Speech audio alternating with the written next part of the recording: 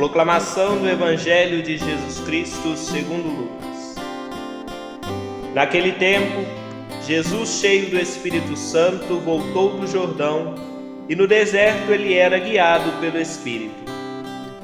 Ali foi tentado pelo diabo durante 40 dias. Não comeu nada naqueles dias, e depois disso sentiu fome. O diabo disse então a Jesus: se és filho de Deus, manda que esta pedra se mude em pão. Jesus respondeu: a Escritura diz: não só de pão vive o homem. O diabo levou Jesus para o alto, mostrou-lhe por um instante todos os reinos do mundo e lhe disse: eu te darei todo este poder e toda a sua glória, porque tudo isso foi entregue a mim, e posso dá-lo a quem eu quiser. Portanto, se te prostrares diante de mim em adoração, tudo isso será teu. Jesus respondeu: a Escritura diz: adorarás o Senhor teu Deus e só a Ele servirás. Depois, o diabo levou Jesus a Jerusalém, colocou-o sobre a parte mais alta do templo e lhe disse: se és filho de Deus, atira-te daqui abaixo, porque a Escritura diz: Deus ordenará aos seus anjos a teu respeito que te guardem com cuidado. E mais ainda, eles te levarão nas mãos para que não tropeces em alguma pedra. Jesus, porém, respondeu: a Escritura diz: não tentarás o Senhor teu Deus. Terminada toda a tentação, o diabo afastou-se de Jesus para retornar no tempo oportuno. Palavra da salvação, glória a vós, Senhor.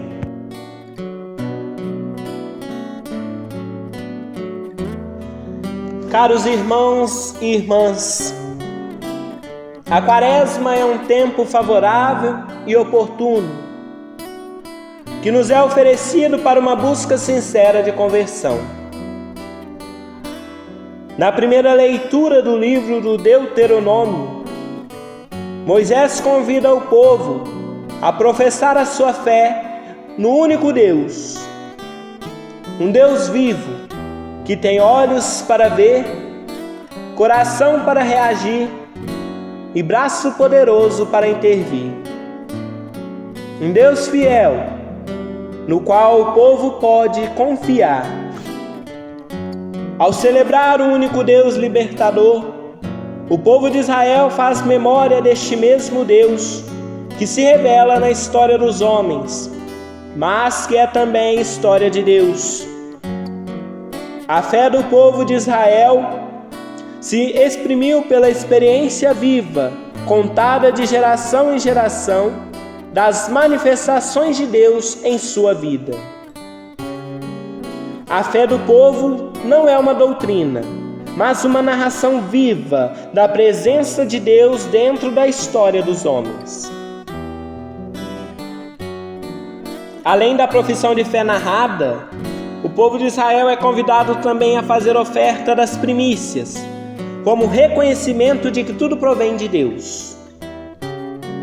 Estas duas atitudes que marcam o povo de Israel são um convite para abrir-se cada vez mais à experiência de fé no único Deus e não ceder às tentações idolátricas. O convite de Moisés é caminho de fé, para que o povo nunca se esqueça que é fruto do Senhor.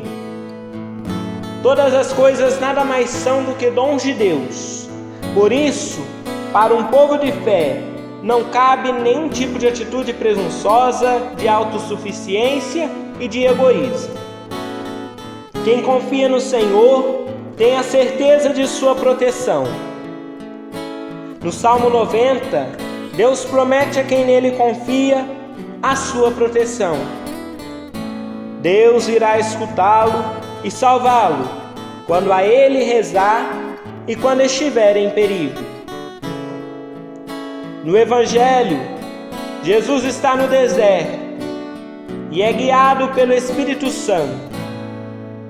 Jesus, durante os 40 dias, coloca-se em jejum, numa atitude de total confiança no Pai, numa oração que se estabelece numa relação pessoal com o Pai, e alimenta-se da palavra de Deus como luz a guiá-lo pelo deserto.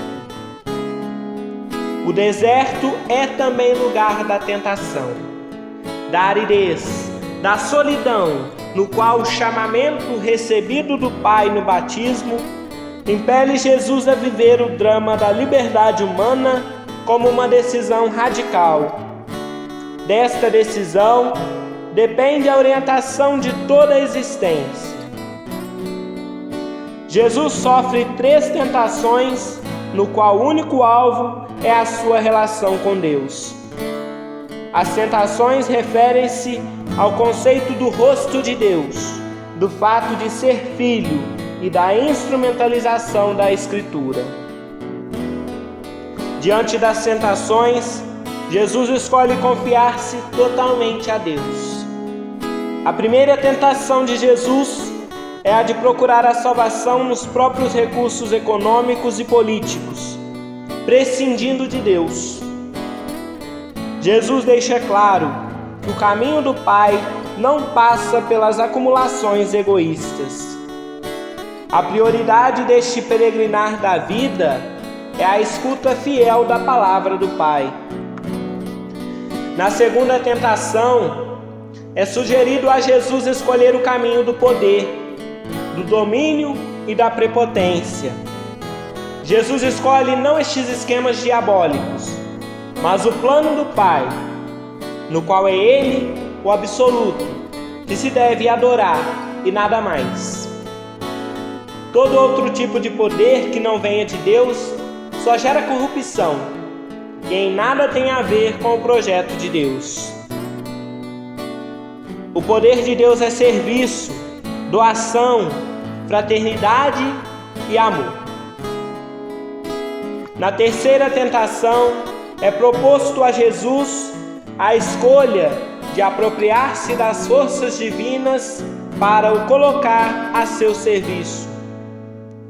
Jesus é tentado a usufruir do poder de Deus na realização de um messianismo espetacular, onde pudesse ser admirado e aclamado pelas multidões. Jesus cita Deuteronômio 6,16: Não tentarás o Senhor teu Deus. Não tentar significa não utilizar os dons de Deus e sua bondade com o fim egoísta e interesseiro. Desta forma, é apresentado a Jesus 2 caminhos: o caminho do diabo, no qual Jesus deveria realizar seu messianismo de forma triunfante; do outro, o caminho de Deus, permeado pelo serviço aos homens, que em nada tem a ver com o messianismo de poder. Jesus escolhe o caminho de total obediência ao Pai. Qual caminho nós temos escolhido diante das tentações que vamos sofrendo ao longo de nossa história? Quais têm sido as nossas respostas? Pautadas na palavra de Deus ou no poder dos homens? O caminho que Deus nos oferece para prosseguirmos na fidelidade nosso itinerário vocacional é viver a oração, a escuta da palavra de Deus, o jejum e a caridade. Esta foi a opção de Jesus. Por isso agora nos diz São Paulo na segunda leitura: Jesus torna-se para nós a pedra fundamental, no qual podemos a Ele entregar nossa vida e reconhecê-lo como Senhor. Uma fé confiante em Jesus, enraizada no coração e proferida com a boca, é condição fundamental para sermos salvos. Se o povo de Israel experimenta e transmite a sua fé pelas manifestações de Deus na história, o cristão vive a sua fé como resposta à manifestação de Deus em seu Filho Jesus. Quem reconhece Jesus como Senhor e o proclama com seus lábios, dá um testemunho público de gratidão por tamanha graça recebida do Pai. É uma fé que congrega todos os irmãos e irmãs num único povo de Deus, chamado a dar testemunho de sua fidelidade.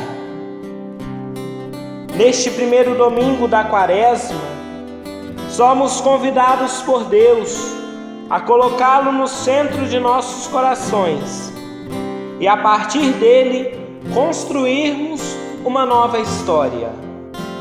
Uma história marcada pela fé como descoberta de um Deus que se manifesta gratuitamente a nós, e pela fé nos tornamos mais fraternos e solidários.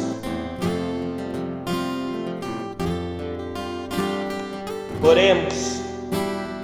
Concedei-nos, ó Deus onipotente, que ao longo desta Quaresma possamos progredir no conhecimento de Jesus Cristo e corresponder a seu amor por uma vida santa. Por nosso Senhor Jesus Cristo, vosso Filho, na unidade do Espírito Santo. Amém. Paz e bem.